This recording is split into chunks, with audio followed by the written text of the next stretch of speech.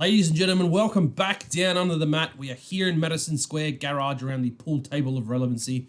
This is Mr. Dan Danielson. I'm wweraw Reece. You may be wondering to yourself, it looks like you have some new additions to the set.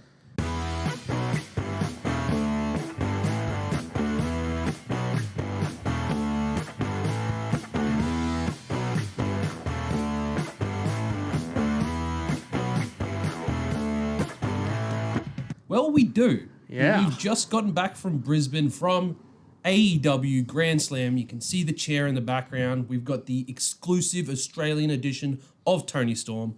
Let's talk about AEW Grand Slam. Dan, amazing weekend to start with. Superb. Look, we've talked all weekend about, the money that we spent on, travel and food and all that sort of stuff. You know what? It's all worth it because we not only got to see some of the best wrestlers in the world, if not the best wrestlers in the world, between the ropes. Yep. Absolutely. Plus, we got to see some really strong Aussie talent against those wrestlers. Yep.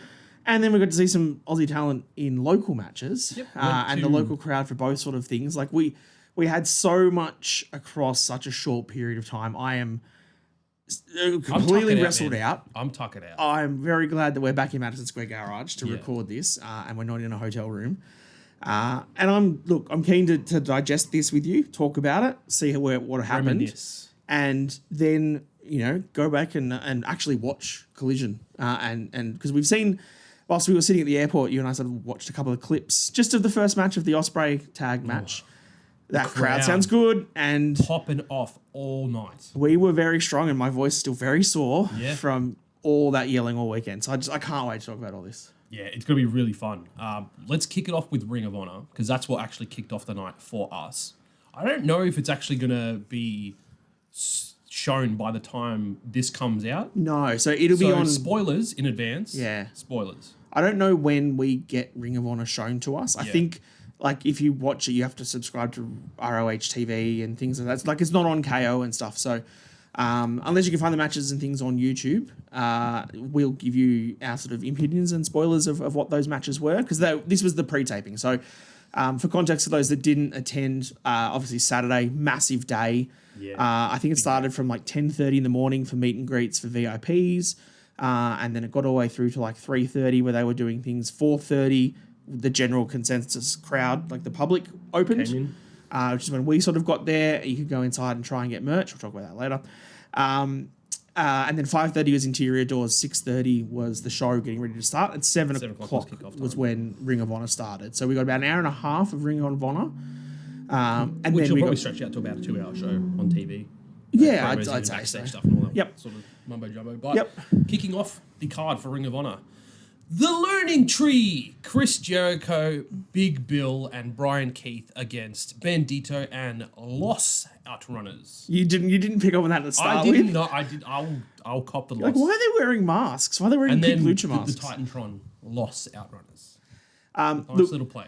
I didn't anticipate Jericho opening the show, but for him to be the first person everyone sees, great. It gets the crowd, everybody in. Everyone that was there that is watching the current product knows The Learning Tree, knows Jericho. Yep. Every nostalgic fan that's like, geez, I love wrestling. Let's go see it because it's in Australia. Well, why not?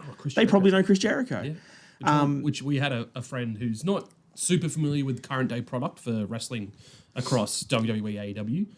But I was like, oh, well, Chris Jericho's on the card. Edge is on the card. Now known as Cope. So he's like, okay, cool. Some Edge. People that I know. Awesome. It's still Edge. We're going to stick with Edge. And I mean, obviously, everybody else in Brisbane that was on that boat that Jericho was on. On the Saturday, he was just... He almost got lost on a boat going down the river. Look, this was fun to start it off with. The crowd was incredibly behind Big Bill. Yeah. And we just wanted Bill to do everything. And I feel kind of bad for Brian Keith because he got tagged in and then we booed him. Yep. For no reason. It's just because we wanted Bill to stay in there. I'm happy to boo Jericho because obviously that's what he wants, right? As the learning tree. Yeah.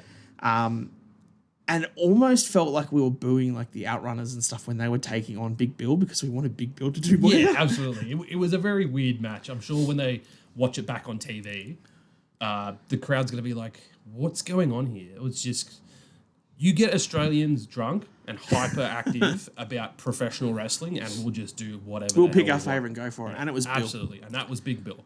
Great match. Lots of stuff happened. Don't ask me to recall absolutely everything. Oh, look, I can't remember a bunch of spots. There was obviously lots of movement with all three of them. I remember Bandito getting a hot tag and doing a whole bunch of flips and some crazy movement. Like he did a big twisting sort of flip onto everyone, which was nice. I do remember Big Bill with lots of big boots, and I remember Jericho getting, was it Bandito? I think, into the walls of Jericho. Yes. At which point, everyone popped for Chris Jericho. Correct. We all booed Jericho the whole match, but then we put someone in the walls of Jericho. We were like, yeah, tap, tap, tap. So that was fun. Loved it. I believe the Learning Tree did get the win as well. So they did. Unfortunate for Los Outrunners and Bandito. We did get a few demaskings as well. And then they put the mask back on. Yes. Respectfully. Yeah, respectfully. Moving on, the next match of the night, we had the Ring of Honor Pure Championship. Our boy Robbie Eagles going for the Ring of Honor Pure Championship against the champion Lee Moriarty. Just so you know, the mighty don't kneel. We don't kneel. We also don't use the ropes to cheat and win. But yeah, let's touch on that in a second. So, for those of you who don't know, the Ring of Honor Pure Championship has its own unique rules for their matches. I can't remember every single one. One of the most prominent ones that I did remember was each wrestler only has 3 rope breaks for submissions, and then that's it. Yep.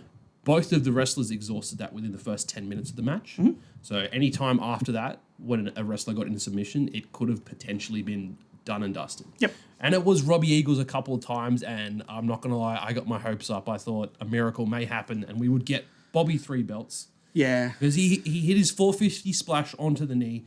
He locked in the Ron Miller special. I was going to say Ron Simmons again. Damn. Locked in the Ron Miller special, and I thought, this is it. We're getting Bobby 3 belts. But Lee Moriarty got out of it, and then to win the match, a quick roll. Before you got that, the sequence of roll up, switch was perfect. It was so well done. And I mean, obviously, Robbie being a very prominent New Japan and Australian independent wrestler has the local crowd behind him. The Robbie, oi, oi, oi chants were going everywhere. Reece started, I think, the second or third lot of them. I got one of them in. Voices quite sore, mainly thanks to you, Robbie.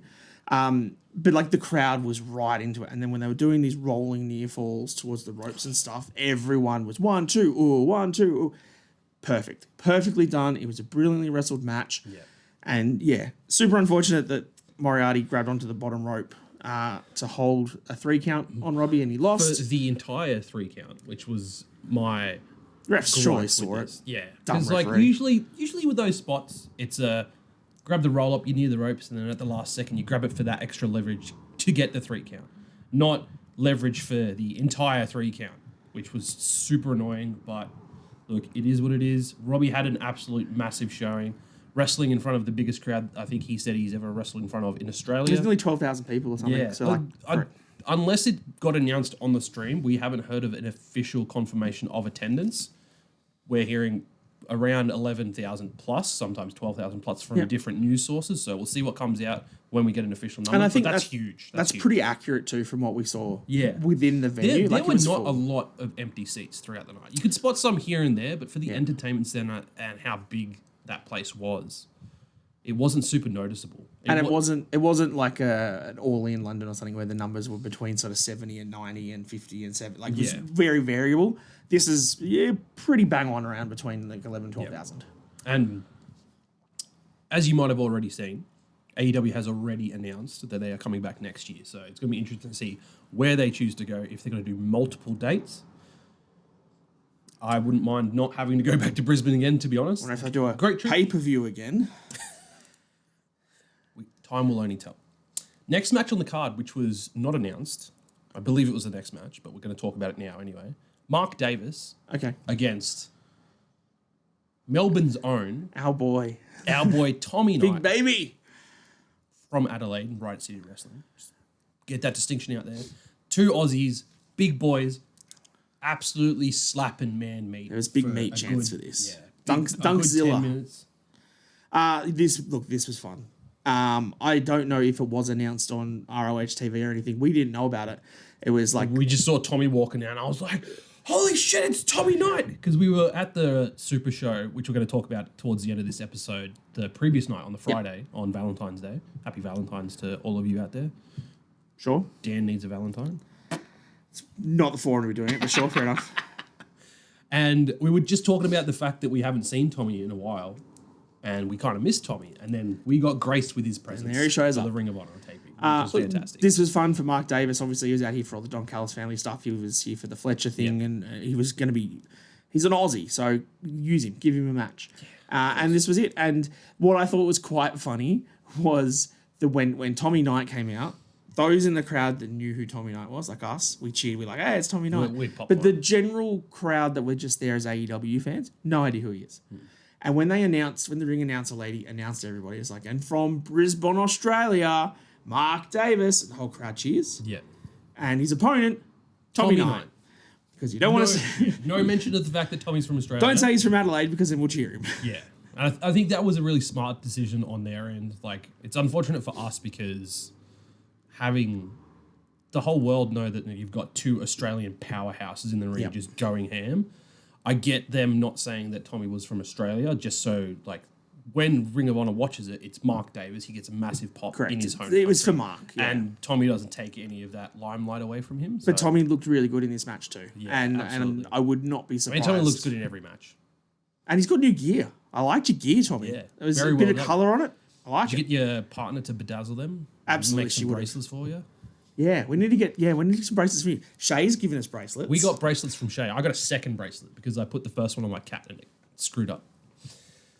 It looked cute for about 10 seconds and then... Yeah, you're an idiot. Who's after that? Sons of Texas versus MXM for the Ring of Honor Tag Team Championships. And this is where I hand over to Dan because this was a toilet break and a pit stop for food and drinks for me. Oh, this was that much for you, yeah. Yes. I think the main point I need to take out of this is that Sammy Guevara does not deserve to be stuck down on Ring of Honor TV. He is way better than that. Unfortunately, he keeps doing slight botches and putting his knees in people's faces and breaking their nose.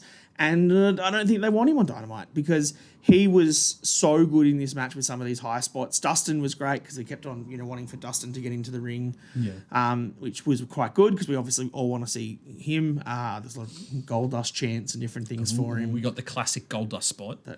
The Shattered Dreams. We did that well. But Sammy did some big flips off the top ropes. There was a whole bunch of stunners and cutters and things like that. There was a crossroads, obviously, from Dustin in the ring. MXM sold really well. And if you watched Ring of Honor, you know how MXM land, like get on the ring and they wore their poses. There's points when Dustin and Sammy were doing the same poses on them, which was fantastic. So it was a fun tag match. They did all the fun things that they needed to do because these guys wanted to come out for Australia for a couple of days, go to Australia Zoo and see a kangaroo and a koala, have a wrestling match and then go home. And they did it. Perfect. Yeah. They did retain their tag team championships, though MXM did run off with one of the tag team belts. They took one of the belts. They took one of the belts and they ran backstage. So I think that's been an ongoing story on Ring of Honor TV at the moment. They've been holding half of the belts hostage. Well, not Dustin's half because he keeps taking it when he's wrestling MJF. So it must be Sammy's belt. It must be Sammy's belt. Main eventing the Ring of Honor segment of the night, Athena defending her Ring of Honor Women's Championship against Alex Windsor, who I had zero prior exposure to before this. And I got to say, she's an exceptional talent. And I can't wait to see more of her. Yep. Hopefully, we don't have a lot of good access to Ring of Honor in Australia. And I, for one, definitely don't watch Ring of Honor at all. No offense. All taken. I'd love to see her up on AEW. So she's more easily accessible for me. She's Ospreay's partner, right? That's what I was hearing. I will not say yes because confirm in the comments for us. Those of you in the comments that know more than us on. Just heard people talking about the fact that she was Will Ospreay's partner, but I don't know for sure. So I'm not going to report on it. Yeah, like I did LA Knight getting married. Yeah, we're not doing that anymore. You've learned that lesson. We're not doing that anymore. Look, this was a good match. I think this was the part where I went. We hot tagged. Yeah. And I went to the bathrooms. I thought this match was great. Again, being first exposure for Alex Windsor, I was very impressed with her in-ring performance. Athena, she's amazing. That's why she's been Ring of Honor Women's Championship. She needs to get more TV time, man. Like when she was Ember Moon in NXT Black and Gold. Yeah. Or was it 2.0? No, she was Black and Gold, not 2.0. Yeah, she was Black and Gold. She was really good. And then she got to the main roster and they kind of didn't use her very well. And then she got released and then she floundered a little bit in Ring of Honor. And then she's had this title now for like a year and a half or something. Like she's had a really good run with it. Huge run. Get her on the main roster. I know Ring of Honor needs stars and they need people to keep getting eyeballs to watch the product. Jericho's champion currently. Yeah, 100%. But I think she's one of those people that deserves some more airtime. Like you've got a pretty strong AEW women's division. I think WWE's is better. We can have that argument in the comments if you'd like to, but come at me with NXT having Stephanie Vaquer, Julia, and Jordan Grace all around the title scene right now.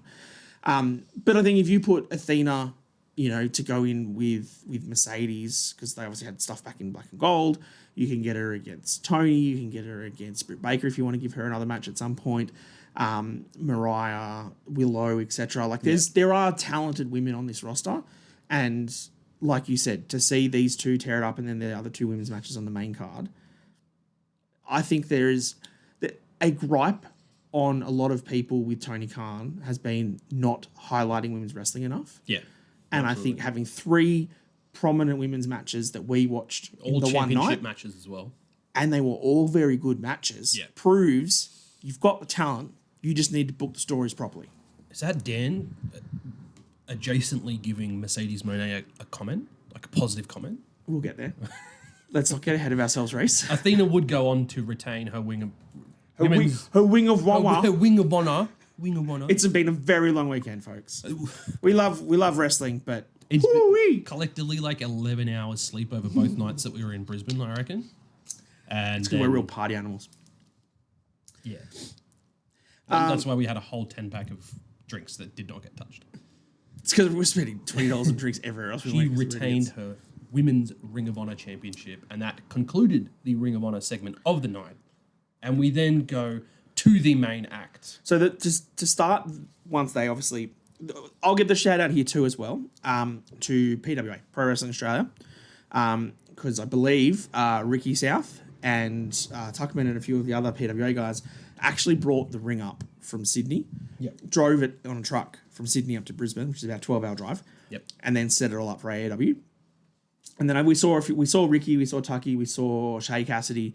You can't miss her hair. Yep. Shout out to all of them for helping out, obviously dusting the ring off and things and changing the ring mat. Nice and pretty. Doing all that sort of like work around the outside, which is great. A, to get them exposure to the AEW locker room and to the matches and stuff, but B, also like utilising local talent to help them out whilst they're watching this sort of stuff. So that was, I think, brilliant all around. I think it works positively for both parties involved. Absolutely. So that was obviously when that's happening between the Ring of Honor and the AEW show. Tony Khan comes out. Now, there is a lot of discourse online that we booed Tony Khan out of the building. And we are here to correct that discourse. We definitely booed. Yes, we booed, but I feel like it was a very mixed reaction. I think... At certain segments, he got cheers because he was like, yeah, we have a Grand Slam Australia. And we're like, yeah! And then he'd go waffle on about other stuff. We're just like, boo! And then he was like, this won't be the last time we're here. We'll be coming back. And yeah! So... Thank you. Have an amazing night. Boo! It was pretty much it. So, yes, he got booed. But name me anywhere that Tony Khan walks out to and he's going to get cheered. I don't think he does anymore. I think he needs to appreciate that... Those die-hard AEW stands, they don't boo. I think they do. Because they want him to do better booking. Like, why isn't we'll talk about the booking. Darby Allin our champion? Why are we doing this? And then they get angry because Darby Allin wants to climb Mount Everest. That's why. Tony just needs to accept his inner Vince role and play a heel and accept it. Take it on. Yep. You're the heel, and then you can have your Ospreays and your Omegas and everybody else be the faces against you. It worked so well with Stone Cold and Vince. I'm not saying to do the Attitude Era, but I think Tony needs to embrace... You're not a fan favorite. We're not going to cheer you. We love that you have this business. We love that you have this big competition. You have the money to back it, and you've got such an absolute. He is so energetic, and he has such a rich love for the wrestling business. You can tell how much Tony cares. But we don't want to cheer you for that. We just want you to be the heel and book the matches and stay away from the camera. So he got booed, not as bad as everyone on the internet said. And then Shivani came out, he got booed, and Nigel McGuinness came out and he got cheered. Oh, he then got booed later on. Until, I don't remember, which match was that? It was the main event. Oh, because he would have been saying something about Mariah because he's English. Yeah, okay. Yeah. That makes sense to So me. kicking off the night, which we got right. We said this last week. Will Ospreay, Kenny Omega versus Kyle Fletcher and Konosuke Takeshita. Yeah. And Takeshita and Fletcher out first. And Fletcher, to be fair, got pretty well booed. yeah, Even in his home country. We booed him. yeah. And I think that was mostly because I would say a good portion, let's say close to 75% of the crowd, were there to see Will Ospreay And Kenny. and Kenny Omega. The merch we'll talk about. The only thing that I saw prominently purchased from everybody was Ospreay jerseys. They were everywhere. Yeah, they were everywhere. Absolutely. So a big portion of the crowd was for Ospreay. His music hit. Everyone's cheering, yelling out the Ospreay theme. We sang him into the ring. What an experience, man. This match, those of you that haven't gone and watched Collision yet, even if you're not massive fans of the Collision product or whatever, watch this tag match. Watch it. I can't wait to see how many stars Uncle Dave gives this match. We will go on record and say the first ever 5-star plus match in Australia. Yep. I'm pretty confident with that. Absolutely. I'm pretty confident to say this is the best match I have ever seen live. Yeah, correct. Ever. No, like it's Ospreay and it's Kenny Omega. Konosuke Takeshita and Kyle Fletcher are amazing talents as well, and they work so well together. And they're just throughout the entire match with all these different spots, we were just popping continuously throughout the night. You'll hear it when you watch it as well.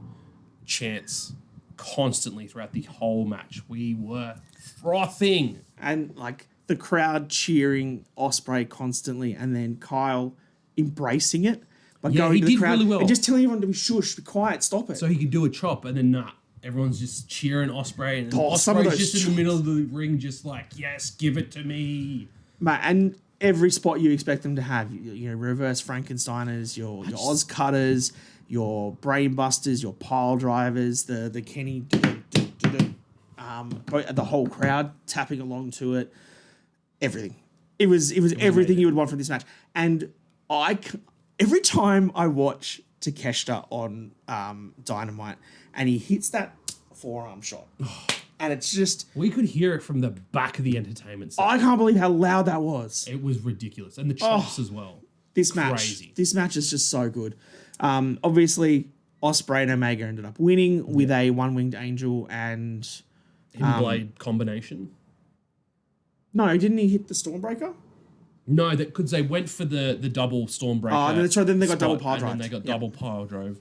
And then the finish was Kenny Omega. I can't remember who he had up. Maybe it was Takeshita. Kenny had Takeshita for the one-winged angel. That's right. And then, Ospreay came from behind, hit the hidden blade down into the one-winged angel. Yep. What an amazing way to finish the match. The whole thing was brilliant. Yeah, brilliant. I cannot wait to rewatch this match. Yep. Because it's like every time I watch a Will Ospreay match or a Kenny Omega match, I'm just like, whoa, oh my God, that's amazing. I got to see that in person. Yeah, it was pretty so fun. intense. Absolutely loved it. Sometimes I'm just speechless on what we get to experience. And this is one of those things. I think I sent a tweet out today to Ospreay to be like, you know, like, thank you for coming to Australia. But like, absolutely. On a bucket list, we ticked off in one night Jericho, Edge, Ospreay, Okada, Omega, Takeshita. Yeah, wrestling's great. Like, Wrestling's all in one great. night. So good. I got to see Goldust finally. Yeah. I always loved Goldust as a kid, which might say several things about me. And I think more importantly, you got to see the Meh-cedes Monet puppet. Yes, we got to see the puppet, that was which was his neck. Meh-cedes. I'm so tired. I think the bad part to this was that, like, when we were going into Grand Slam, we were talking about merch, and we were like, what are we going to buy? Like, what sort of stuff do we want? And my kid Lockie wanted a Meh-cedes Monet shirt. And I said no. And I was like, nah, man, you're not doing it. He's like, no, but I want one for the CEO. And I was like, nah, dude, we're not doing that.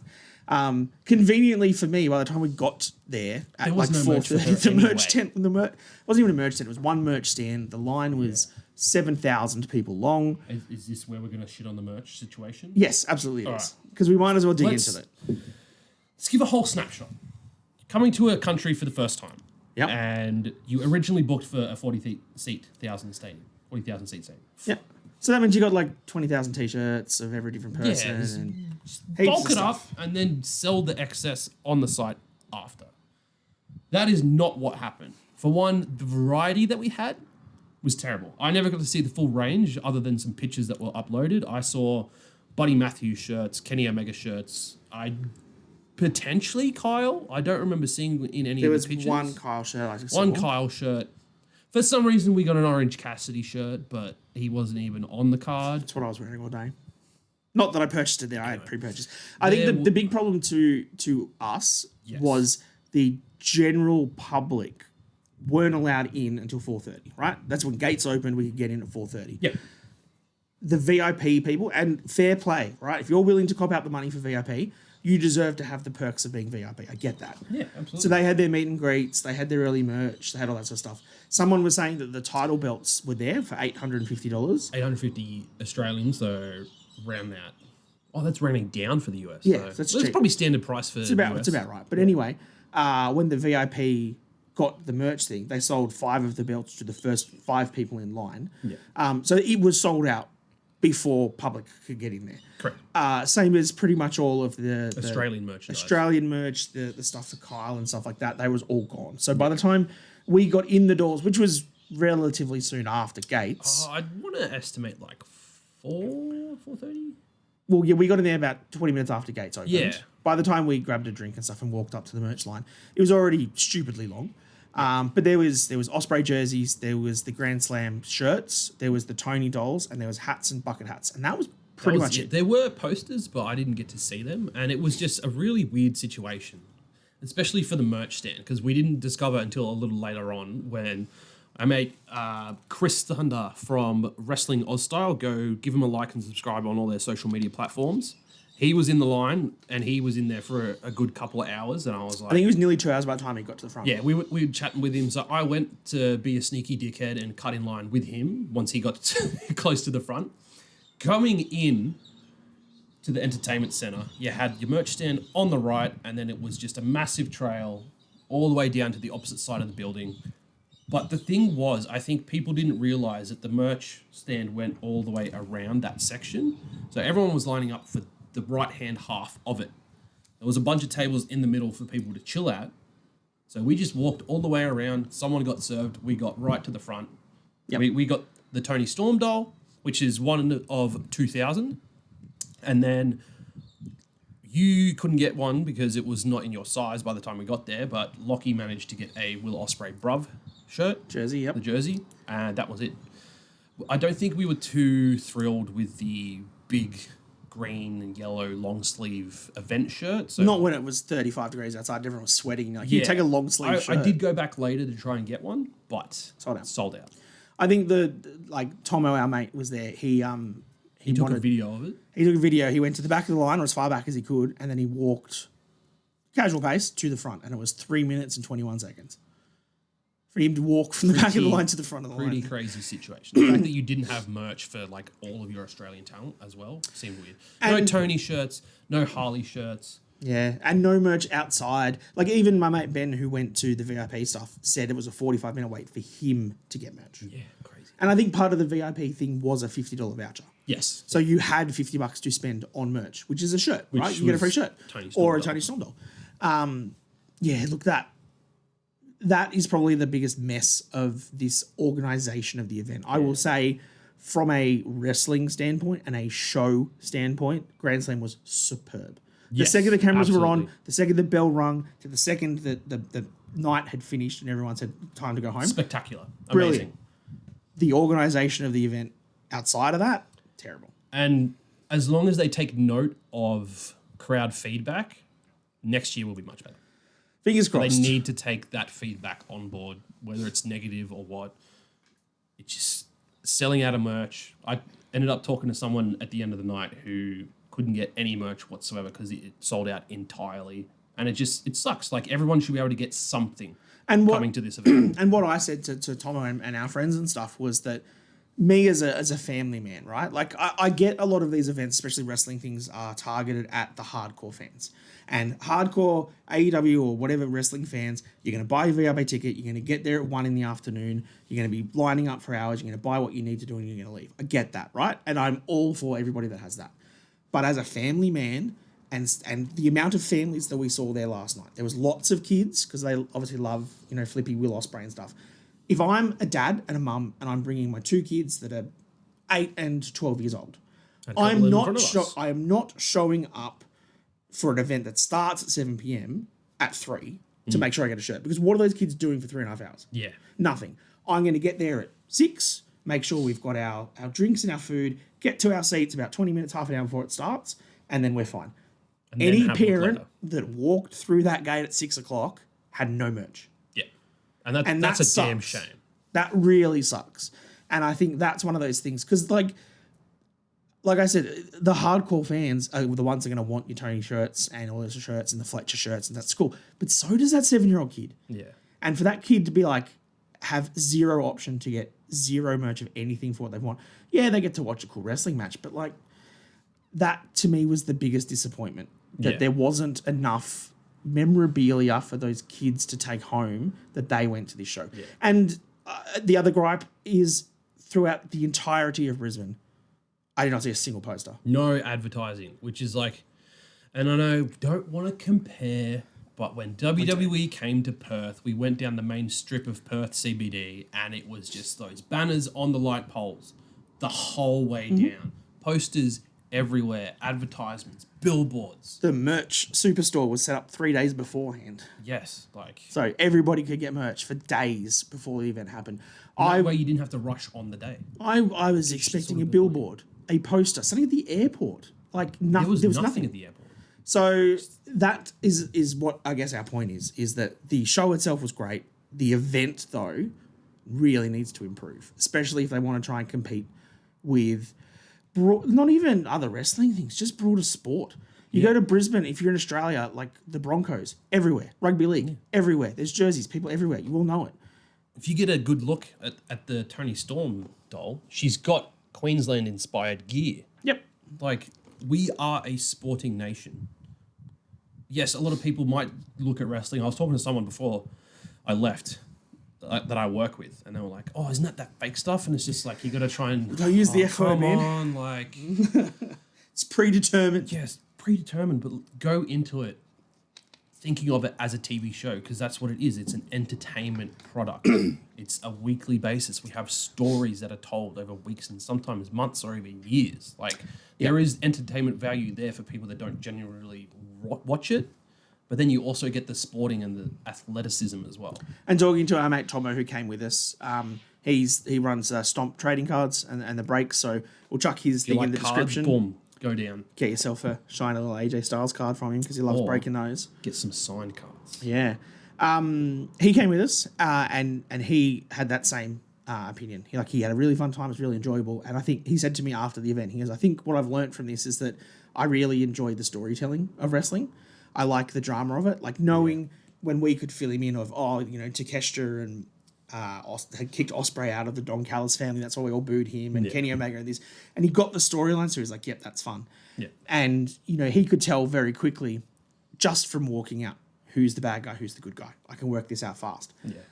That is a really good way of looking at it. And that's what these kind of events do, is they draw that casual person in. There is, people would have brought their mates or their partners or their girlfriends that they've never watched wrestling, but sure, I'll come with you. It's this big show. And then they become a fan. And now they got a fan because they watched Will Ospreay they watched Dustin Rhodes do a Canadian Destroyer in the middle of the ring. Like, that looked awesome. Let's do that again. All right, back on track so we can finish off talking about this card because we did deviate quite largely there. Harley Cameron versus Meh-cedes Monet. Yeah. Great match. Feel the wrath. Feel the wrath. Feel the wrath. There's some poor chance too. Felt the wrath of Harley not winning, which was a mighty letdown. This, I'm going to give Uncle Dave some credit.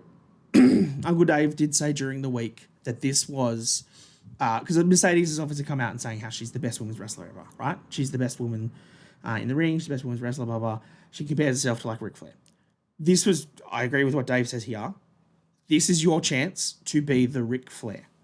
If you think you're the best, you then need to get Harley Cameron to a 5-star match with you. If you can have a good match with Harley Cameron, who we know is a fantastically fun character, but a little green in the ring. Yeah. If you can get her to a really good match that the crowd's fully invested in, then that proves that Meh-cedes, in terms of the one leading and calling and running that match, did a good job. Yeah. I think she did a pretty good job. Yeah. And look, we love to shit on Mercedes Moné. We do. Absolutely. But we'll give her flowers in this instance, especially because it was someone that is near and dear to our hearts, Harley being Australian. Yep. I was hoping for that win. I was hoping. Was this the one that got you? No, that was the buddy match, wasn't it? Oh. We'll get to that one. The thing that I liked the most with this was that we got the comedy spots, we got the puppet, she hit it. Meh-cedes somehow kicked the puppet forward and I went over her head backwards, almost hit the announcers. Great. Don't know how she did that, but she did. You got your comedy spots from Harley, but then you also got spots where Harley started to get over and looked like she was going to beat her. Mercedes would just chop her down. At no point did I think Meh-cedes was losing, sadly. Yeah, I know. Just let me get my hopes up, man. But they did. They got your hopes up. They got the crowd's hopes up. Harley had the spots. She had her hero moment. She was very close. I think when she went for a finish and she got a couple of roll-ups and the crowd was right behind it, she reversed out of a moneymaker. And you're like, that was... This is a great spot. Because she put her up for the Moneymaker, and I was like, oh, shit, this is it already. God damn it. And then she reversed. I was like, God. And then she ended up winning with the Moneymaker. Yeah. But, look, really solid match. Yeah, they let Harley get her spots. The crowd cheered her. We loved her for it. I don't know if Harley gets another chance at a title anytime soon, because if you're not going to give it to her in her home country where the whole crowd is behind her, I don't know. But her character's getting so over, man. Especially with all the recent additions to her entertainment factor, like the ventriloquism, the singing, the guitar. Although, like, probably played it up a little bit that she wasn't that great at guitar. She's actually fantastic. She does recording. I was just a little sad that she didn't have a microphone. Yeah. I would loved her to have come out playing guitar to the ring. That would have been great. Singing her own song or singing a Meh-cedes song or something. That would have been tops. But if she had versed anyone else other than Meh-cedes, maybe she might have had a real fighting chance to get a belt. But being Meh-cedes... Meh-cedes 4 belts. Yeah. Expected result. Moving on. The midpoint of the AEW section. The Death Riders versus Jay White and Adam Copeland. Edge. Cope. They dimmed the lights, and then we got to sing Metalingus by Alter Bridge. And it was amazing. There are so many videos going on. I'm getting emotional talking about it right now. So many videos going on because he came to the ring, he did his stuff, and then as it was about to start kicking up into the part that everyone knows at the start of his entrance, was kicking around for the second time. The music died down, and we did not stop. Absolutely. We kept going. Dan cried. I had tears in my eyes. I was sitting there recording it for my mother because she absolutely loves Edge, so I wanted to send her something nice. And just being able to experience that after watching Edge for so many years, and then that theme music being the cornerstone of the Edge character. Yeah. And getting to see and experience that in person. It was awesome. Words can't describe how much of a sentimental moment that will be. And it was emotional to obviously us in the crowd that have watched him for 25, 30 years. Yeah. You could see how emotional he was in the ring. Cope took all of that in. He was just standing there, just looking around at the 11,000 plus people. And I know they've done this before. I'm pretty sure when he had his last match for WWE against Sheamus in Toronto, the crowd did the same thing there. I'm sure most crowds would do it for him because it's getting to the point now where you're not probably going to get to see Edge too many more times. Yeah. I don't think maybe he comes back next year. Maybe. But that'd be great. I would be on the side of caution that is the last chance we get to see Adam Copeland in Australia.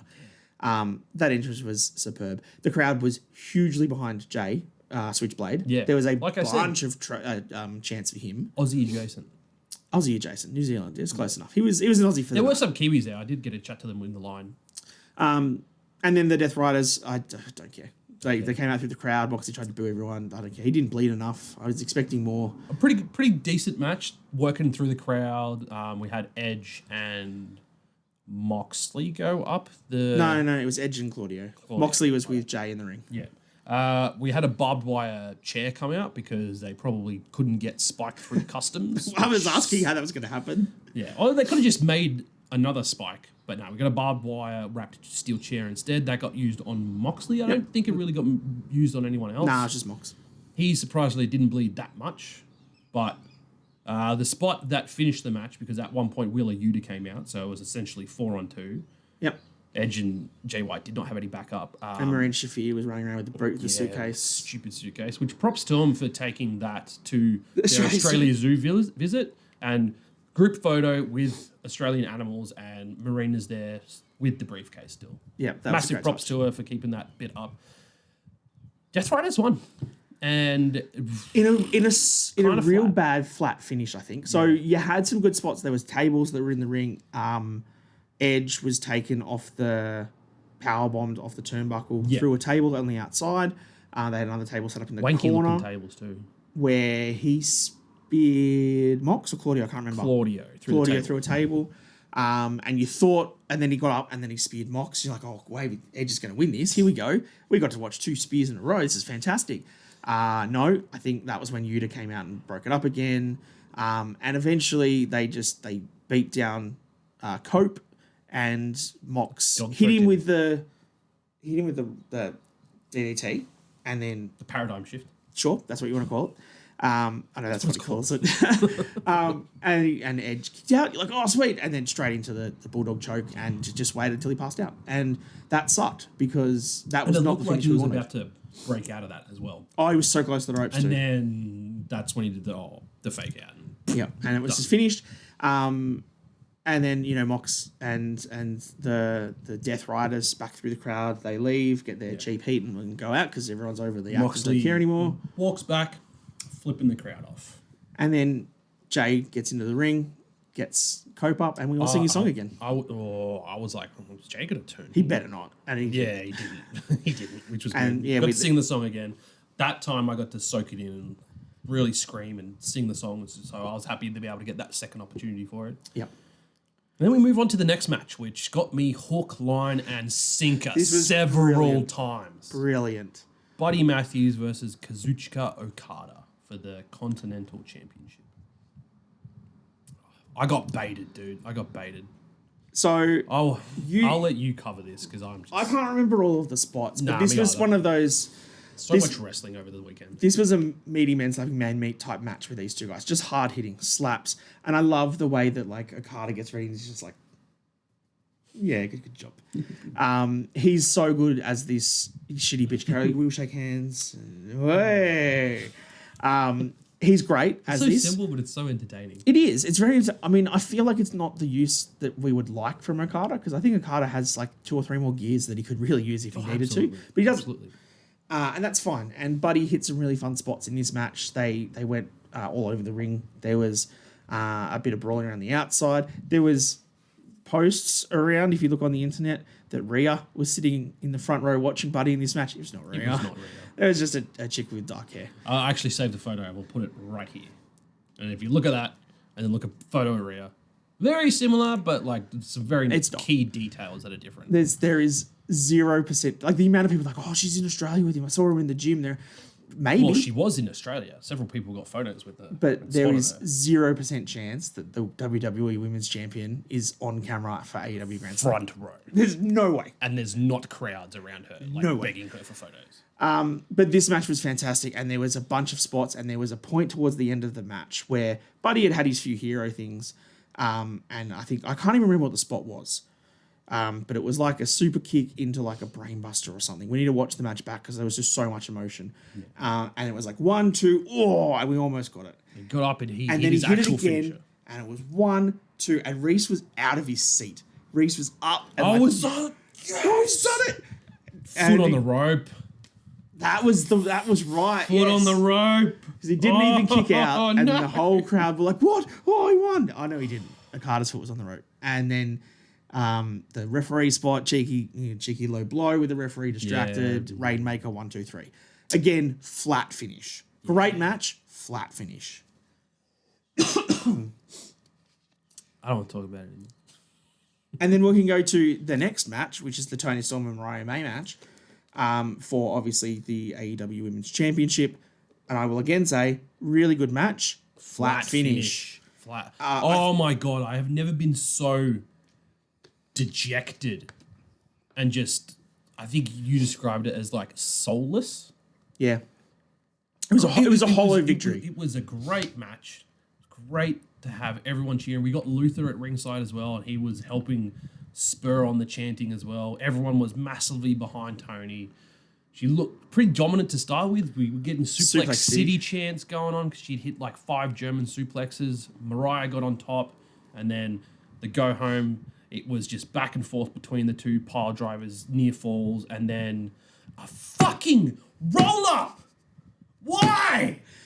Why do that for Toni Storm? What annoyed me the most was that they had a really good sequence just before it, where she'd hit her with something, reverse something into the Storm Zero, hits her with the Storm Zero.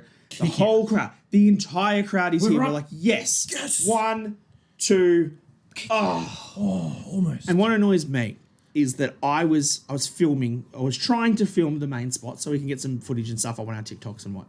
I filmed that spot. I was like, oh, kick out. And then I put my phone and I was like, this is really like, that was so close. How did she not win? She really should have got her 1, 2, 3. Wait, what? Yeah. It was a roll up. I missed it completely. I'm so happy that Toni won. I'm so glad that she gets a home state, her home country. She gets the title back. That was great. It was the only way to finish this storyline with the way that you did the swerve with Mariah turning on her. Her winning at All In was the correct thing to do. Absolutely. And Toni winning it back in Australia is also the correct thing to do. 4 times women's champion. But that finish sucked. Sucked, dude. It was so bad. We didn't even know what to say. We just kind of sat there in silence for a little bit, clapping out of courtesy. But like, I had no passion to be able to cheer the finish of that match. Because there wasn't like Luther was obviously involved with stuff and he was going around the ring for different things. There was no Luther spot to it. I was getting worried that he might like cost Toni the victory. You would think he was and then we'd go home when no Australians would win their match. Yeah, on the main card. Yeah, it was, well, Bobby didn't win. Well, Mark Davis won. He's Australian. Look, in hindsight and in retrospect to watching the event, I want to go back and watch Collision. Grand Slam again. I want to hear what the crowd was like on TV. I want to get if everybody here didn't attend live and you watched it on the actual Collision, let us know in the comments how we as a crowd were. How good was the crowd? Were our chances prominent and loud as we thought they were? Was the atmosphere coming through the TV like we thought it should be? Because the crowd and everything for that whole night was super hot and super fun. Yeah, it's great fun. I just feel like let's be fair, the right people won all of the matches. Yeah. Just the way that they Ospreay won. and that finish for their match was superb. That match, 5.5 stars, 6 stars. Dave, give it 6.5. Go for gold, mate. That was so much fun to see some of the greatest wrestlers in the world just have 25 to 30 minutes to have fun.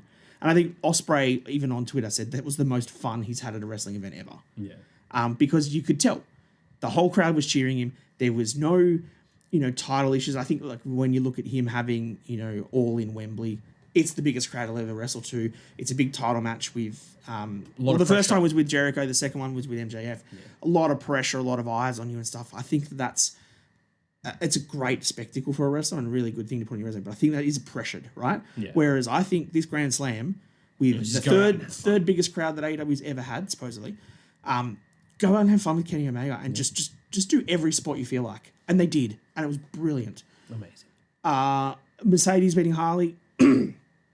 We wanted Harley to win as Australians, but Meh-cedes retaining because she has been, I think, still undefeated in AEW. Yes, correct. Right decision. Mox, look, maybe it's the right decision if you're going to get Cope to win the title at Revolution. We didn't touch on it when we talked about the match just before, but I think while we didn't like Edge losing there, it ties into the story that they're building for Revolution. And we said, like, whenever Edge goes for that title, he's going to get it. Yep. And Christian is cashing in that opportunity and he's going to beat Edge. And they're going to run it back to what they did with the TNT Championship feud. Yep, so I think so. It builds towards that and Edge getting his revenge and getting that title back and being the face of AEW. Yep. So again, right winner, poor finish. Yeah. And then you've got Okada and Buddy. As much as we all wanted Buddy to win, Okada is still your Continental Champion. I think he's not doing much with it, but like he is the best tournament wrestler in the world. You've really got to put a rocket under somebody to beat Okada. So it's the right decision. Yeah. Again, weak finish. And Toni winning this amazing toy that's now going to be part of our set. Fantastic. Yeah. Right winner, really poor finish. Done. Let's wrap it up there. What time we got? We've got 10 more minutes before we hit the hour Let's mark. crack in 10 minutes talking about this Renegades of Wrestling and Pro Wrestling League Super Show that we attended on Friday. Okay, let's do that. You've got some card stuff up. Let's support local wrestling, shall we? We're going to support local wrestling. This was 100% an all-Australian card. We had talent from, I think they said 16 to 18 different promotions across Australia, which is absolutely crazy to think about. I don't know if we ever got a figure for the Perth Super Show that we had, but I reckon it would have been similar. But the fact that so many promotions can come together, lend their talent, lend their expertise to build this, and it was absolutely stellar. We had a stacked roster of Australian talent. If you follow Australian wrestling, you know who they are. We had Robbie Eagles, Lena Kross, Caveman Ugg. I got to see some people from the Townsville promotion, QWA, which I was really happy about, watching them when I used to live up there. So, a couple of matches that I've got here that we knew were announced and I could remember actually happening. There was the Battle of the Beasts, Caveman Ugg against Rip Riley. Yep, Rip Riley is one of those that I used to see up in Townsville, so it was great to see him again. That was meaty men slapping man meat. That was definitely a match. Caveman Ugg got the victory there. He did. Ugg did win. There was the All-Stars match, which we'll get to. Where is the people that were in the tag match? Because I want to talk about that one, the ladder match. Yes, we had a ladder match for the Pro Wrestling League Tag Team Championships. Yeah, so that was the Dropouts, our boys. The Dropouts. Scotty and Tuckman against Team QWA, which is my boys from Townsville. Sam Cannon and Trent O'Day. Against Strong 94 and the Ambush. Yeah. Those dudes. We had a lot of new talent exposed to us on this card, which is kind of a little bit difficult in some matches to pick who to cheer for, because like with that All-Stars match that we had, it was 90% talent that we didn't know, so it was kind of feeling out who to cheer for, who to boo, who you like and their character and that sort of stuff. So it was a little bit awkward in some parts, but we had an absolute blast. It was so much fun. And I think the main thing that I sort of would touch on with this was that a lot of the local Queensland talent were the ones that were going over, which is fine. It's what you do at a local event, right? Yeah, absolutely. Because you had the Backslide Girls coming up against Eugenie and a school teacher. And let's be respectful here. We're not that fond of her gear. That's all we're going to say. Her gear was stitched together like a year 4 class. And yeah, the Backslide Girls dropped the titles, the OPW Women's Tag Team Championships, to the locals. Which we were devastated about. We were devastated, but I will give full props to Shay and Kingsley for their incredible tantrums on the stage as they were rolling out of the ring. Literally rolling across the stage, backstage. That was fun. We have photos. The tag match was great with the ladders. There was a couple of fun spots off that. As we were lining up to get into the event, the two jailhouse guys were trying to like flog off. I was wondering where they would come in. Stolen goods and stuff to people in the line, and then they came in to try and steal the titles. Did drop in a couple of DUTM stickers to them, so hopefully they're following soon. Yeah, that'd be nice. And there was a good spot where they tipped him off a ladder, and it was Sam Cannon that they tipped off the ladder. Yeah, outside, which is great. My gripe to this match, and I'm gonna have a slight complaint about it. Oh no, that's I'm not allowed to have a gripe. No, it's fine. Rip them apart, because this spot.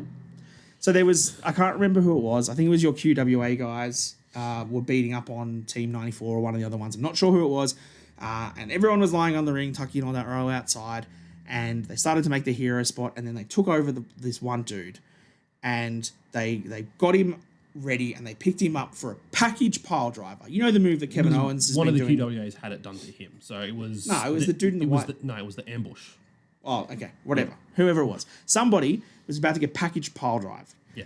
And we know what that has been done on TV at the moment. And it's taking people out for months or, injuring people. It's putting careers at risk. So someone climbed the ladder. The titles were right there. There was no one else in the ring.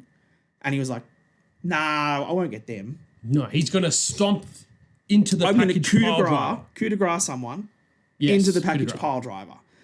6 spot. Looked amazing. Guy, bang, down. He's dead. He's been packaged pile driver. Trent O'Day. with a coup de grace Yeah. into a package pile driver, bang, on the mat, dead, gone. And then about 2 minutes later, tucking that, someone gets back in the ring, climbs, and the dude just rolls back in the ring, climbs the ladder. Nah, man.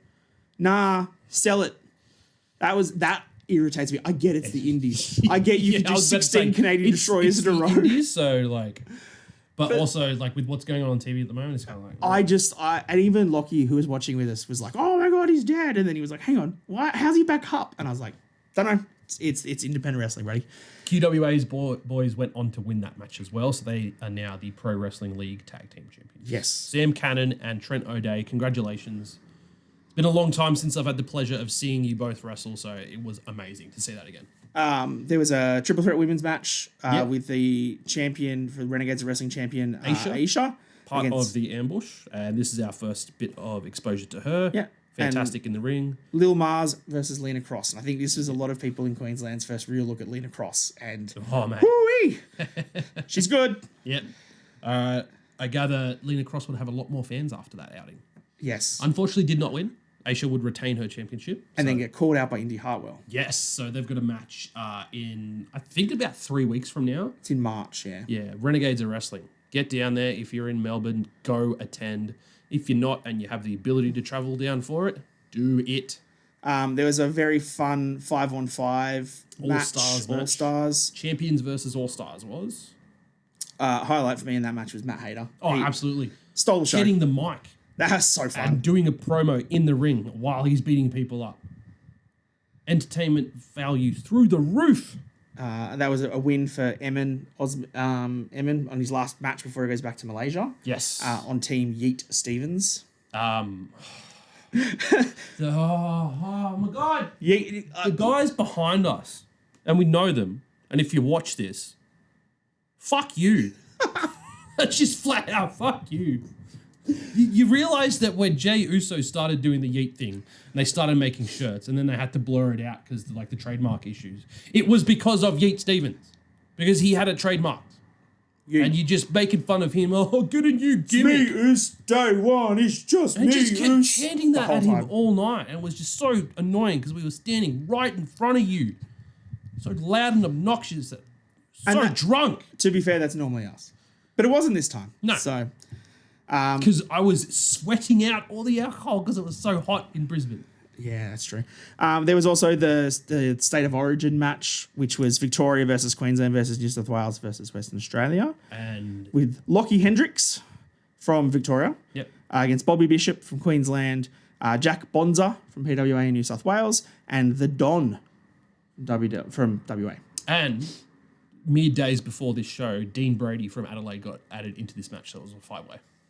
You forgot about that, didn't you? I totally forgot there was 5 people in that match. Yeah, there were 5. This was the part of the match where I was trying to chase my son around because he was too busy getting more bracelets from Jay Cassidy. Dean Brady being Delta's sister, now Zarya in NXT. So. Delta's brother. Yeah. Yeah, okay. No, I do remember he was in that match. Yeah. That was fun. There was lots of spots in this. Who won it? I can't even remember. Oh, Lockie, the bloody Jeffrey Dahmer. Jeffrey Dahmer. With sunglasses on, the inspirationalist. And there was some Victorian guys in the, not front row, but like in that section in front of the stage, just going absolutely nuts because the guy from Victoria won. Hey, take whatever wins you can get. You don't win much in Melbourne. Exactly. You shitty AFL. Yeah, no one cares. But I mean, for us, the highlight and the main event was a triple threat match between Robbie Eagles, Mitch Ryder, and Zeke Andino. And I didn't know that, pretty sure it's Mitch, had a manager. It's Todd from Wrestle Radio Australia. And hello, Todd. And Lachlan was on commentary for the whole night. Yep. I didn't realize how much of a douchebag Todd was as manager because he really irritated me. You really know how to work a crowd. He irritated me a lot and very clearly was playing the heel, and that was fine. Yeah. For him to come into the match and essentially say that Robbie doesn't have the stones to put his PWA title. PWA championship on line. And Robbie's like, all right, I'll do it. Done. And this was an absolute banger match. Excellent way to cap off the night as well. Robbie retained. I really hope that this show goes on YouTube at some point. I don't know if they were filming it for release like that. Maybe I don't know if I saw a hard cam. No, there was no hard cam, but I did see cameras around the ring the entire night. So maybe they'll be able to chop something together because this was amazing for Australian wrestling. This was a great match. Todd got involved a couple of times, pulled the people out of the ring. And we were saying, like, as long as Todd does not cost Robbie that championship, it's fine. And he didn't, which is good. He almost did, but you didn't. So thank you for that. This was great. It was really fun between all three of them. There was lots of fun spots in it. It was a very high point. It was a long night of wrestling. Yeah. Again, it was a good night, though. But it definitely was a good night. We haven't covered off every match either, so apologies to those that we have omitted because we did not take notes about every single match and every single. We just wanted to enjoy ourselves. Just wanted to have some fun. So if you were there, pop a comment down and we'll go follow you on all your social media platforms. Check out your material and we'll start hyping you up. And definitely go have a look at our TikTok and our Instagram now that has Robbie Eagles' speech. His promo post this match was why a lot of people in Australia love Robbie Eagles. Why the passion that he has for Australian wrestling, the passion that he just has for wrestling in general is second to none. And as someone like him that is so talented in the ring, but also so dedicated to the business, all he wants to do is make other people better. Yeah. You look at how he does that in PWA, where he had that triple threat that we went and saw at Mounties. And he now is giving Jude a one-on-one shot for his PWA title. I'm sure he had a chat to Zeke after this match because he was really good. That maybe if he comes back to Brisbane, he'll give Zeke a shot at his championship. Yeah, absolutely. And Robbie just said, look, I'm employed by other companies and I go over to New Japan and stuff. He's going to Qatar on Wednesday, I think, to go defend the PWA title over there. After the fact that he landed back from Japan on Wednesday, had his 35th birthday on Thursday. Happy birthday, Robbie Eagles. I'm pretty sure we told you, but if we didn't, happy birthday. And then landed in Sydney. Then there was massive train strikes, so we had to catch a full train of everybody to the airport to fly to Brisbane, to then go and do this event, to then wrestle the next night on the Ring of Honor show, to then have 1 day's rest and then fly to Qatar. Like, the bro is an absolute champion of local and Australian wrestling, and his promo pretty much put all of that out there, thanking everyone that supports him, thanking Slex for the body biz stuff and making him look as shredded what as he Slex has is. been doing for the Australian wrestling scene at the moment is crazy. We had a few competitors on that card. One of them was from The Ambush, and he had a 12-week fat loss period in the lead up to this show. Yep. And the difference, like, he's a fit, skinny dude, but the ability to get shredded in that 12 weeks, Slex and his body biz. Yeah. His program is doing an immense level of work for everyone in the field. Ricky South has gotten in amazing shape. We kind of noticed it when we saw him at Mounties, I think, last year. He looked a little different. It wasn't that Ricky was like a Slamu type character. No. He was always a big, stocky guy, but Ricky looked like a lot fitter. And it wasn't just all his extra chest hair and stuff. It wasn't his chest hair just like fluffing him up. Look, this was super fun. This promo was great. And essentially Robbie saying that no matter what happens, I'm always going to try and come back. Yeah. And he's support. Not going to leave us. He's not leaving. He's going to come back. He is the soul of Australian wrestling. Absolutely It's not just the PWA championship. He is the soul of Australian wrestling. And this is not diminishing anyone else at all in the scene. I back that. I 100% put my money on that. Rising tides bring all ships, or whatever the actual saying is. I don't remember. I'm too tired. I don't know. Look, this was so much fun, this local event. And again, if you are someone that clicked on this video because we're giving you our Grand Slam review and stuff like that, and you don't follow Australian local wrestling, go to your next show. The fact that Grand Slam was great, and you had to pay thousands of dollars to get a meet and greet, to get a photo with Ospreay or Fletcher and stuff. That's fantastic. 100%. Get that, print it, stick it on your wall. That's awesome. But if you rocked up the night before, you could have just hung out with Robbie Eagles. You could have hung out with Shay, Tuckman, Lena Kross. All of these wrestlers were there. They're all selling all their merch with plenty of merch available. Yes. Doing signings, doing photos. We were chatting to Shay at the halftime while she was eating a pizza and talking to Lockie because they love him for his Fruit Loops hat. Yeah. You want to interact and you want to get more involved in Australian wrestling or independent wrestling, go to these local shows because the wrestlers will hang out and chat to you. because they're all heroes, and they all know that the more you support them, the more merch you buy, the more shows you come to, the more opportunities they get. And I think the only reason that we can say that, you know, people like Tommy Knight and Robbie Eagles got matches on those ROH cards is because of the support they get from Australian local wrestling. Yeah, absolutely. Australian wrestling is really on top, and I feel like in a few years' time, we will literally be running the world of professional wrestling. We're pretty good on in that situation at this time. We have both major companies, women's champions. Australians. That says enough, but we can do better than that. We can get some men's world championships in there too. I think so. I reckon Fletcher has a championship in him this year. Oh, absolutely. It's on our predictions. We're going to wrap it up there because this is a bit of a long one. We've had an amazing weekend in Brisbane. We unfortunately didn't plan that much ahead and didn't expect a New Japan Tamashii show to be announced on the Sunday, so we are not attending that. We will be catching up with Chris and Wrestling Oz Style at some point in the next week or so. Yep. And we'll do a full recap of this weekend again with his perspective of that New Japan show as well. So keep an eye out on the socials for that. And again, go give Wrestling Oz Style a like and a follow. To wrap it up there, thank you for tuning in. This has been our thoughts and feelings on the huge weekend of wrestling in Brisbane, AEW Grand Slam, Renegades of Wrestling, and Pro Wrestling League Super Show. Thank you for tuning in. We will see you next time down under the mat. I'm not wearing a Team DK shirt. Too sweet. We're going to do... Why did Robbie, too sweet? stop watching. This is not Don't for you. watch Robbie.